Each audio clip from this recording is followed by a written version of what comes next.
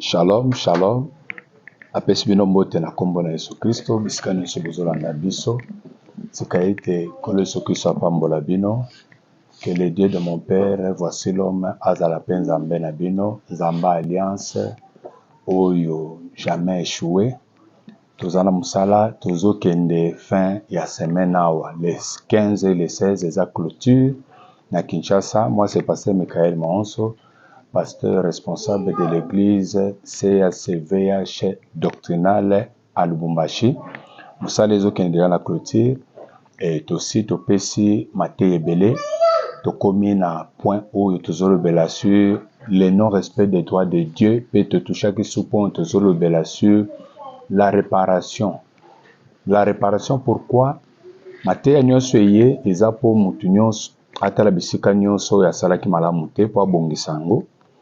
Mutu nyonso akoki kozala asalaki makambo involontairement ou soit volontairement nde posséder tobandi kotalisa po mutu nyonso comprendre comment tu peux réparer na makambo osalaki volontairement ou soit involontairement.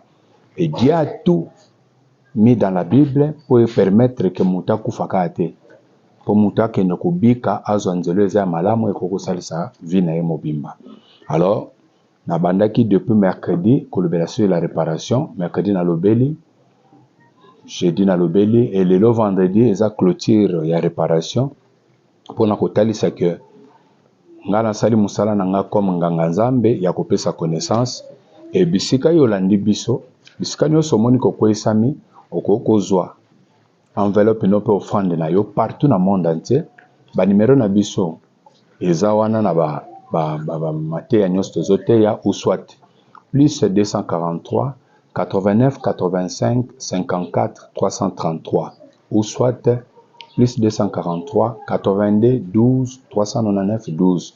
Olingo repare na nzambo koko benga biso, bengi biso ebisi biso ke ngamu na tindi mbongo boye pona na musika. On va prier pour vous. Nzamba apesi batu manda o bako réconcilier batu na nzambe.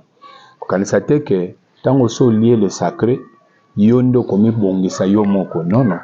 Même ato yebi ke na liaki boye okomi bongisa yo moko te. Faut toujours réparation moko salima batu basambela pono. Faut un supérieur oyo nzamba apesi manda.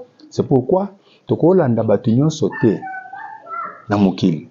Faut kolanda muto nzamba apesi manda. Kole so pambola bino. Directement tozo banda Malachie chapitre 3. Malachie chapitre 3e. Nazo tanga le verset 8 tozo kita. Malachie chapitre 3 nazo tanga le verset 3 à 10. Pour perception lumière natangi na kombo na Yesu Kristo. Nabani na 7. Depuis le temps de vos pères, vous vous êtes écartés de mes ordonnances. Vous ne l'avez point observé. Revenez à moi et je reviendrai à vous, dit l'Éternel des armées. Zamba signé. À cette signature par rapport à conseil à Zopé Sandongo Zolandanga ce soir. Depuis le temps de vos pères, c'est-à-dire zana ba faute, ba condamnation mususu yo komo na kosali mabete, mais oyo ba parents na biso ba salaki ça pèse sur nous. Et à partir de la faute, on a pesé qu'on a biso ko la malédiction mobimba oyo zo salake, moi biso to posséder biloko mokilezate, moi biso to sombe ezate, moi biso to zala riche, to pambola financièrement, matériellement ezate.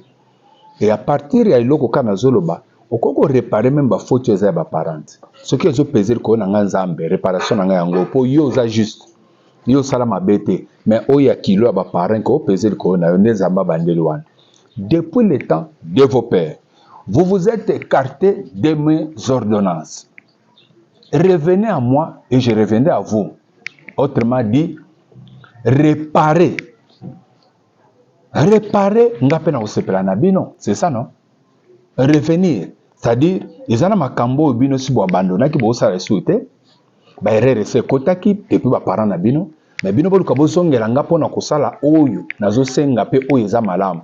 Autrement dit, bozonga, bo réparer. Oyo c'est salema, oyo c'est bebaki wana. Ozuru kakana luka place wa réparer, o mona ngo, oyo sina lobi wana etali si réparation. Nako bato na kata.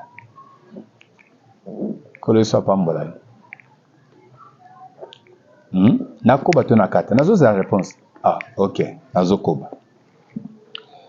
Revenez à moi, à qui? À Dieu. Nani, na réparation. Donc, vous n'avez pas naïe. Et Zacha fait ça. Zacha pas zongeli nzambe azoloba. Ce que na saki faute na mutumoko. Nazo pesa le quadruple. Et puis, nazo sani. Nazo bongisa na oyoyo na baby saki pe nazo pesa bozuna ngepa yaba bola. C'est ça. Azongeli nzambe. Ekolo ilobi mbala moko na kati ndako. Aujourd'hui le salier est entré. C'est qu'avant action a posé wana. Lobi ko zala kite. Zacha ko vivre na mbongo tina suka sutuki pa bikite. Nazo continue. Et vous dites en quoi devons-nous revenir? Peut-être ça peut question na yo. Oko tuna na nini? Na makambo nyusu na lobi. Ba parents na biso ba kozala basala ki mabe. Ba pesa ba droit nzambe te, ba respectaka yango te. Ba yiba, ba zaki ba fonctionnaire dans l'état, ba sala mabe, ba détournement. Po ya l'état ba lobaka détournement. Ce qu'on zamba zolo ba bolo ba na nini? Na ba détournement ba parents ba sala. Bozolo ba na nini? Na kimuyibi ba bote ba sala na ba village. Yo yebi yango te. To ko kiko yeba pe yango te. Mais un homme avisé tant qu'à prédication pesami bo pasteur te yé mo oui. Les ancêtres ba ko zabe ba sala mabe. Ngala lukana réparer ngona bongisango kaka. Kola pambola yo. Je continue. Vous dites en quoi? Na ba offrande. Yo kasko nzamani ngaloba. Un homme trompe-t-il Dieu? Mutakoko sanzam. Mutakoko okoko sanzam. Même réparation ngo sala siko. Est-ce okoko sanzam? Nazo memela yo ba modalité. O comprendre que Zamba on dit n'importe quoi te. Un homme trompe-t-il Dieu? Car vous me trompez. Et vous me trompez la nation tout entière.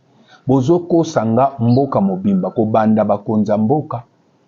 Kobanda roi. Tina muto ase. Bozoko sanga bino nyonso na oeteli biloka mukili. C'est-à-dire. Na makambo eteli biloka mukili. Ozala mo pagan. Ozala muto sambelaka. Obotama nu. Okozonga nu. Biloko okuti na mukili. Okuti biloko nzambeni mutachaki. Ozo vive na pema nzambe. Kopesa ba droit nzambe ekipaka te poza mopagano. Kutu tango za ko exercer ngo kopesa ba droit nzambe. Ndeko kusala ke nzamba benga yo pembeni na ye pe aluka akomiso mwana ye. Nako tanga. Nazozonga na fongoli parenthèse na lobi bien na fongoli parenthèse. Parenthèse na fongoli place nini. Vous dites en quoi devons-nous revenir? Un homme trompe-t-il Dieu? Comment peut-on tromper Dieu? Déplace, tu me quittes total de ça. Et puis c'est le cause à l'andéni. Et koko kosa nzambe. Mais, oza la mopagane, oza la motosambe la kanzamba, oza la bisonyos. Tu na ko respecter ba droit na ye côté. Ne pe c'est na biso, ne ko sala pe que oza mopagane nzambe pa yoko mawa benga yo. Nazo zwa verset moko, Actes des Apôtres. Actes des Apôtres chapitre 10. Actes des Apôtres chapitre 10. Premier verset Nazokit. Il y avait en Césarée un homme nommé Corneille, centenier dans la cohorte dite italienne. Il était un capitaine. Bangumba yoko colonisé, bazaki basodo bazaki na kati ya Israël na moment wana. Cet homme était pieux et craignant Dieu avec toute sa maison.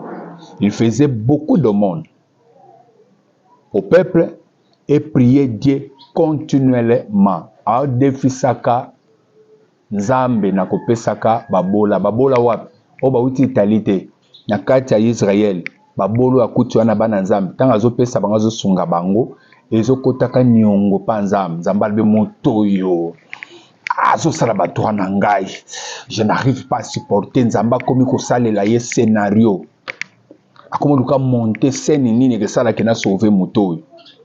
Vers la 9e heure du jour, il vit clairement dans une vision un ange de Dieu qui entra chez lui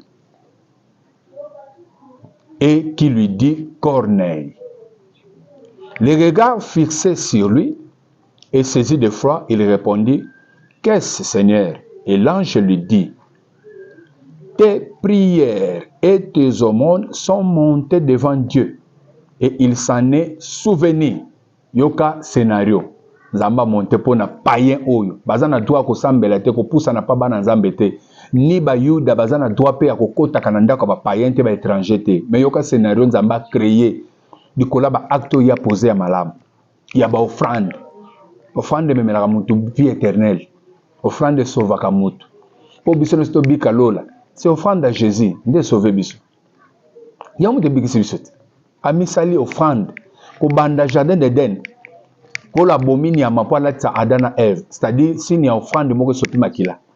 C'est-à-dire offrande et même sali et même kalobiko. Yo po dingo bika, ndenge jida bika, ndenge zacha bika offrande na epese lobiko. Nazo continuer, yoka scénario. Envoie maintenant des hommes à Jopé et fait venir Simon surnommé Pierre. Il est logé chez un certain Simon Coroyère, dont la maison est près de la mer. Dès que l'ange qui lui avait parlé fut parti, Corneille appela deux de ses serviteurs et un soldat pieux d'entre ceux qui étaient attachés à sa personne. Et après leur avoir tout rencontré, il les envoya à Jopé. Napusana. Nakoko mawapi. Onamona mbalamongo makambango. Nabandi. Dans verset 33 pour comprendre. Aussitôt, j'ai envoyé vers toi et tu as bien fait de venir. Maintenant donc, nous sommes tous devant Dieu pour entendre tout ce que le Seigneur t'a ordonné de nous dire. Awa, Corneille a zoé bisasko Pierre tanga komi na ndako na ye. Osali bien po ye, po nzamba lobela ki biso yango yo po ndimo ya po esalama nanu te. Siko tozo yoka o nyonso nzamba tie kati na yo. Loba kasi apôtre. Alors, verset 34e, Pierre ouvrant la bouche, dit, en vérité, je reconnais que Dieu ne fait point d'acception de personne. Mais qu'en toute nation, celui qui les craint et qui pratique la justice, celui est agréable. Il a envoyé la parole aux fils d'Israël en leur annonçant la paix par Jésus-Christ qui est le Seigneur de tous. Vous savez ce qui est arrivé dans toute la Judée après avoir commencé en Galilée à la suite du baptême que Jean a prêché. Vous savez comment Dieu a oint du Saint-Esprit et de force Jésus de Nazareth qui allait de ville, de lieu en lieu, faisant du bien et guérissant tous ceux qui étaient sous l'empire du diable, car Dieu était avec lui. Nous sommes témoins de tout ce qu'il a fait dans le pays des Juifs et à Jérusalem. Ils l'ont tué en le pendant au bois. Dieu l'a ressuscité le troisième jour et il a permis qu'il apparût. Non à tout le peuple, mais aux témoins choisis d'avance par Dieu, à nous qui avons mangé et bu avec lui après qu'il fut ressuscité des morts. Et Jésus nous a ordonné de prêcher au peuple et d'attester que c'est lui qui a été établi par Dieu, juge des vivants et des morts. Tous les prophètes rendent de lui les témoignages, que quiconque croit en lui reçoit par son nom le pardon des péchés. Comme Pierre prononçait encore ces choses, comme Pierre prêcha Jésus, le Saint-Esprit descendit sur tous ceux qui écoutaient la parole. Tous les fidèles circoncis qui étaient venus avec Pierre furent étonnés de ce que les dons du Saint-Esprit étaient aussi répandus sur les païens, car ils les entendaient parler en langue et glorifier Dieu. Le Saint-Esprit, c'est le sceau de la rédemption. Yango kasha lobiko. Mutalibosa zoyamba Saint-Esprit na kati ya Bible païen. Corneille nandaku na ye. Batinoso bazaki na ye. Na basoda na ye. Nde bayembi Saint-Esprit. Mais ayez comment? Quand est-ce que yé? Nde tozongi siko na Malachi. Tufungolaki parenthèse tokangi tozongi. Un homme me trompe-t-il Dieu? Car vous me trompez. Et vous dites en quoi avons-nous trompé? Tozongit. Nini siko ngoko sanzami. Yango place nzamba olobe. Et vous dites en quoi avons-nous trompé? Dans les dîmes et les offrandes. Offrande à réparation et offrandes. Dîmes et offrandes. Prémices et offrandes. Offrande volontaire, les offrandes. Collecte, les offrandes. Aumône, les offrandes. Naloba suni. Nabosa nini, yep sangat. Prémisse, les offrandes. Nini sus, naloba nini. Nako bato nakat. C'est-à-dire, nous sommes bengami offrandes. Dans des dîmes et les offrandes, pendant tel saké, les autres à la que l'eau comme côté. Côté ba dîme, boko samakas, et les offrandes, bozo kosa. Yokabi bezoloba. Vous êtes frappé par la malédiction. Vous êtes frappé par la malédiction. Pour bozo kosa ngana ba dîme, pour lingo kosa s'appelle sous une offrande, il y a réparation. Vous êtes frappé par la malédiction et vous me trompez la nation tout entière. Nation mobimba, faut pesa, faut futa. Nde sali ke sauver Corneille Mopagano Monteliboso à cause de pesa wana. A respecter ba droit nzambe na omone, a respecter ba droit nzambe. Na ko pesa ba offrande ne wana ya kosunga ba bola. Apportez à la maison du trésor toutes les dîmes afin qu'il y ait la nourriture dans ma maison. Mettez-moi de la sorte à l'épreuve, dit l'Éternel des armées, et vous verrez si je n'ouvre pas pour vous les écluses des cieux, si je ne répands pas sur vous la bénédiction en abondance. La bénédiction en abondance. Apportez à la maison du trésor. Apportez à l'église. Yacope Sabiso, les hommes de l'église, chargés de réconcilier les gens avec leur Dieu. Yacope, c'est pas un abus. Apporter, tout le monde l'a apporté. Réparer, c'est-à-dire quand vous ne venez pas avec ça, c'est-à-dire vous savez faute, vous boyez copier ça, vous honorez, vous kosangai. Maintenant, Zamba lobi, apporter, réparer, refaire. Oye, c'est bien que vous salaka, vous bandez là, vous bandez salangosko, vous bongisa, vous zongisa nanzam. Mais si vous c'est bébak, vous ya vous bandez là, vous sala, vous zongisa. Maintenant, comme il faut réparer. Na ba faute nyonso si to yibi bo bébé si to sali mabe. Maintenant il faut réparer. J'avais promis la repère sa modalité comment il faut réparer. Maintenant il faut réparer. Comment est-ce qu'on peut maintenant réparer aussi longtemps que nous avons déjà mangé, soit volontairement ou involontairement, les choses saintes, très saintes même de Dieu, les choses consacrées à Dieu. Comment on peut réparer? Première possibilité. Comment bien? Motei, comment bien? Première possibilité pour réparer. Lévitique. Première possibilité, Lévitique. Première possibilité pour la réparation, Lévitique chapitre 27, Nabandina verset 31. Nazotan à la combonais. Nabanata na 30 pour Nakita. Toute dîme de la terre, soit des récoltes de la terre, soit du fruit des arbres, appartient à l'Éternel. C'est une chose consacrée à l'Éternel. Sur le côté de la terre, tu vas voir, dîme consacrée à l'Éternel des Otalissa. Que biloko est consacré à Dieu, que Moutakoko Simbangote est mis à part. Ils ont mis à part pour que Simbangote Moutine se fasse respecter. C'est quelque chose inviolable. Je suis l'homme de Dieu, je suis consacré à Dieu. C'est-à-dire, Moutakoko Simbangate. Moutakoko Simbangate, Moutakoko Sakanangate, so Sakani Nanga, aussi problème dans l'âme. Oh, dans quelque chose de sacré. Mis à part pour Dieu.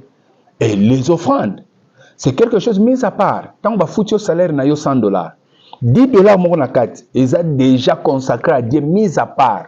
Au cours de sakana nangote. Ba fruit na el bosso, ya musala na el bosso et boti salaire wana, c'est quelque chose consacré à Dieu. Au koki ko zongo liate, au koki ni ko pesa papa na bino mtatangisa au classe ni camarade papa na bino atangisa yo, ni papa kulutu papa mbola yo. Na papa kulutu na yo bozu malédiction parce que c'est quelque chose consacré à Dieu. Ba yaka ko pesa panga nganzam. Papa mbola yo, ndenzamba koti na misana na yo. Siko abazoloba. Comment possibilité de bosso de réparer?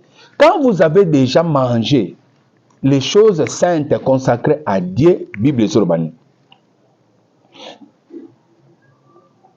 Si quelqu'un veut racheter quelque chose de sa dîme, il ajoutera 1/5. Toute dîme de gros et de meni, bétail, de tout ce qui passe sous la houlette sera une dîme consacrée à l'Éternel. Si quelqu'un veut racheter sa dîme, c'est-à-dire quoi? Il ajoutera 1/5, c'est-à-dire quoi? Première possibilité, S'il faut réparer na biloko ozio saleli ya nzambe volontairement, tu peux souligner ça, l'homme de Dieu, enseignement zaponayo, tu peux souligner ça. Ce que tu as utilisé volontairement, c'est-à-dire il faut na futa 10 minangai, ba futa kanga $1000, faut na futa 10 minangai $100. Volontairement na luki na rachetant na somba ngo lisusu. Pour na lingina somba voiture to na lingina sala voyage moko faut na sombela madame billeto na lingina sala loko mo munene zonge kutenga peka mbongo wana. Alors comme j'ai besoin d'argent, na koki kosa elango, mais comment il faut réparer ça? Nazo kende ko racheter ngo comment? Na ndimi volontairement que nazo sa ela di manzambe mais na kozongisa, mais ozongisa comment? Le coût de $100 ezaki di manzambe. Okozongisa avec 1/5 likolo, c'est-à-dire quoi? $100 divisé par 5 et sali 20 likolo, c'est-à-dire quand on a futango, on a futa $100 plus $20, il y a intérêt likolo, c'est ça le 1/5. C'est permis. C'est permis. Na fongola ka mbala moko. Yo mutolia ki permis sanzambe salaire no liboso ezalaki $1,300. $1,200. Soit $1,000 aux anapoto. Salaire no ezalaki $1,000.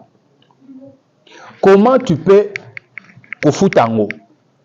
Okofutango ndeni. Lokolo salaire ki yango pozaki na posa, osala makambo na libala. D'accord. Eza problème ite. Okofutango avec intérêt. Lokolo ezalaki $1,000 ya prémisse. Okofuta $1,000 divisé par 5 et ça la $1,200. Okoya kofuta $1,200, c'est ça les $200 à likolo nde 1/5 au baxi likolo nde réparer malamu na nzambe na montant oyo yebi que ezalaki prémisse nanga musala nanga liboso to na luki nzambe pesa nga sali sanga apesi nga musala salaire nanga liboso ezalaki $1,000 fona pesa ngo nzambe okoya kofutango avec 1/5 po yebi montant ebungi yo te. Lokolo yebi montant ya prémisse na yo, lokolo yebi montant ya 10 na yo, ozo futa avec 1/5 parce que vous avez connaissance ya montant wana. Et ce que ozo tango pesa ke pa mutu mususu tandis que mutu wana te mutasala ke musala pe yende pasteur na yo te. C'est nul et sans effet. Il faut pesa pas pasteur na yo. Bible zolo babo ya pote po mutalobi. Boko zala na 10 000 mètres, o bako la ksabino makambanzambe bo apprécier. Mais vous avez un seul père spirituel. Nan, ngai, votre apôtre de païen, apôtre Paul. Ça dit pasteur, azalaka moko, papa molima azalaka moko, koza na ba pasteur rebelle, olandaka bango, baza ba maître. Mais un père spirituel azalaka moko, bisika wa poko pe sa prémisse, bisika wa poko pe sa dîme. Soko pesi pa na nde nzamba compter. Et pas mutu wana nde nzambe pa kontaka soka zo sambela nzambe na ye azo nzambe na yo mbala moko soka zo sambela nzambe azo protéger azo bundela yo pe na mutu wana nde nzamba ko tuna kayeba amo nzamba destina ki pona ye batu nyonso baza na alliance na ba pasteur nyonso te yo za na alliance na pasteur ya yo wana pa za papa no molimo lokola monto yebi yango écrit très bien l'homme de Dieu lokola monto yebi que prémisse ngeza ki bona salela ki okofuta avec 1/5, c'est-à-dire et ça acte moko posé volontairement na cadre acte eza posé volontairement okofuta avec 1/5 po yebi yango obosani yango te na bito zo comprendre mamla zoloba okofuta yango volontaire, je m'excuse, okofuta yango volontairement parce que yebi yango oyebi ke na zo ke loko boy okofuta avec 1/5 volontairement.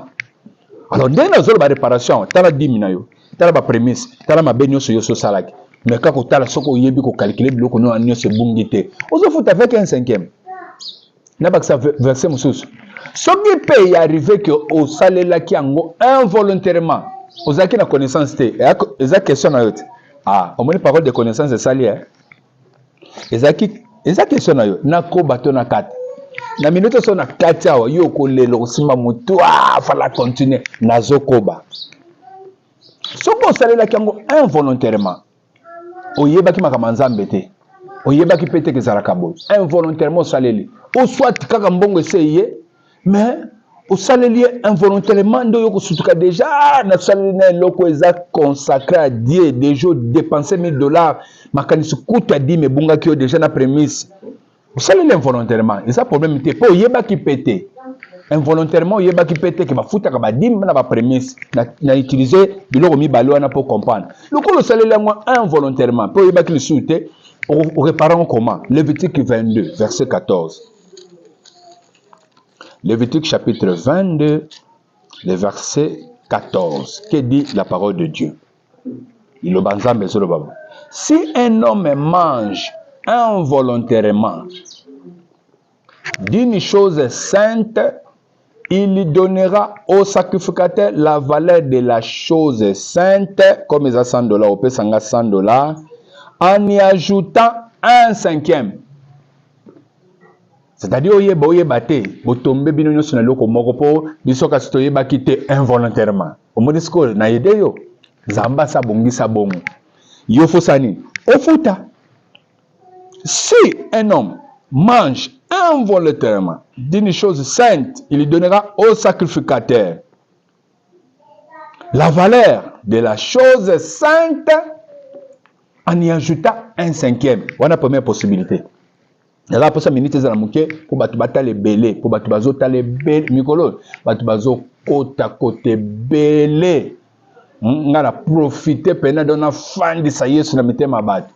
Na biloko nyonso satana bana kozela ke koma ke akolobani ngasko na profiter na momoi na ramasser penza bat mitema batu nyonso nazo kotisa Yesu très bien pour mutu nyonso comprendre makamanza menenge zaela. Deuxième possibilité. Deuxième possibilité. Comment? Deuxième possibilité, il y a réparation que Salima. Nombre chapitre 18. Nombre chapitre 18, verset 13 à 16. Les premiers produits de leur terre qu'ils apporteront à l'Éternel seront pour toi. Pour qui? Pour Aaron, l'homme de Dieu. Ça sera pour toi. Quiconque sera pire dans ta maison en mangera. Tout ce qui sera dévoué par interdit en Israël sera pour toi, l'homme de Dieu. Tout premier-né de toute chair qu'ils offriront à l'Éternel, tant des hommes que des animaux, sera pour toi, Aaron. Seulement tu feras racheter les premiers-nés de l'homme et tu feras racheter les premiers-nés d'un animal impur. Tu les feras racheter de l'âge d'un mois d'après ton estimation au prix de 5 cycles d'argent selon le cycle du sanctuaire qui est de 20 guéras. Zamba zope sa deuxième possibilité. Le kola na mutuno so bosanaki. Oyebi lisute ba photo so salaki ba dimi yango to bosani ngana bandi musala na 86 na lia ba dimi na oyeba lisute. Omoni ko bosana salaire liboso valeur nango lelo na dollar et pesa combien oyebi lisute. Na rejoindre yo. Maintenant comment tu peux réparer na ndongo yo kibiso? O réparer ndé. Zamba pesi possibilité. Bazolo baboy na verset 16, il y a nombre 18. Tu les feras racheter de l'âge d'un mois, d'après ton estimation. Estimation anani? Estimation, il y a Aaron sacrificateur. C'est-à-dire moi le pasteur. Mouta sali ba erreur, ndenge pe ba parents na biso ba salaki ba faute biso to memi ekulusu nango to yebite mabeni ba salaki. Maintenant pour réparer, comment on peut faire? Maintenant, deuxième possibilité, tu vas réparer selon l'estimation de l'homme de Dieu. C'est pourquoi, des fois, tant que vous avez mutunanzama zotelema, nani akoko sala akopesa $100, nani akoko sala boy. Bolanda batuteo bazo boya ke batu ba pesa ba ofante na église, baza ba sorcier, ba envoyer des diables. Natango kaka estimation ya pasteur ezalaka zoloba nana kopesa $1,000, $2,000, $5,000 nana kopesa bo na estimation pasteur azosala wana kaka kokota na entrée estimation wana okute fungolo le vie et bon c'est le réparation nzambe. Deuxième possibilité ezosala selon l'estimation ya nganga nzambe ngayoyo loko bosanaki ozokuta na ngai ngande munaza ko estimer ozalozalaki na mbongo to mbongo te verset mibale yango ezo compléter place wana. Nombre chapitre 27, verset 8. Nombre chapitre 27, verset 8. Et pardon, Lévitique plutôt. Lévitique 27, verset 8. Et le Bible. Si celui qui a fait le vœu est trop pauvre pour payer ton estimation, ce que Moutasala qui fait, Mazamobola. Pour ça la estimation au ezolo ba mapanga ngazam. Qui dit veut kozala na engagement, kozala na serment. Et biso nyonso na makambo etali kopesa mbongo, honorer ba droit nzambe. Biso nyonso toza na kati ya engagement, toza na kati ya serment, car Bible lobi, vous me trompez na Malachie 3, la nation tout entière. Bato nyonso bana mokili bakuti biloko nzambe, bango nyonso baza engagé automatiquement ya ko respecter ba droit nzambe. Est-ce que vous comprenez? Nako bato na kati. Maintenant, si vous êtes pauvre, tu as un mbongo, tu avances. Akolanda estimation ya nganga nzambe oyo ya lobi. Nganga nzambe lobi ni yoka. On le présentera au sacrificateur. Yaka se présenter par ngai. Yaka. On te présentera au sacrificateur qui le taxera. Ah! Taxi combien? 2000 francs. Billet combien? 5000 dollars pour la business class. Ce que le sacrificateur taxé, azala riche to pauvre. Le quoi bossani taxé. Le quoi cause la mobola, a comment azaka riche, ce quoi quoi dans tous les deux sens akimité. Oko taxé. Maintenant ko taxé comment? Yoka réponse. Le sacrificateur lui taxera. Et le sacrificateur fera une estimation en rapport avec les ressources de cet homme. So kaza mozui, nazota la façon azo vivre, nde nazo yeba comment nako taxer, olingo réparer, na kangi miso binzambe, inspire-moi. Pas na lobi montana ko lebela ndongo za riche. Olingo réparer, na sambeli kanzambe, inspire-moi. O nazo kana mutema nanga par rapport ya ba ressources ya vie oza nango présentement. Oso salaki mabe ya kala kala. Ozaka riche, pe okomi mobola tout consort d'accord. Par rapport à présentement, nazo taxer yo selon tes ressources, selon vie oza nango sikoyo. Ya lelo nde na kotala ke ya kokoka boye, pe kokoka boye. Et cette estimation là, nzamba za nanga d'accord pour akene ko yokelo pe mawalimbisa yo. Soko za na poso sunga biso. Ba numéro na biso za wana plus 243 89 85 54 333 plus 243 82 12 399 12.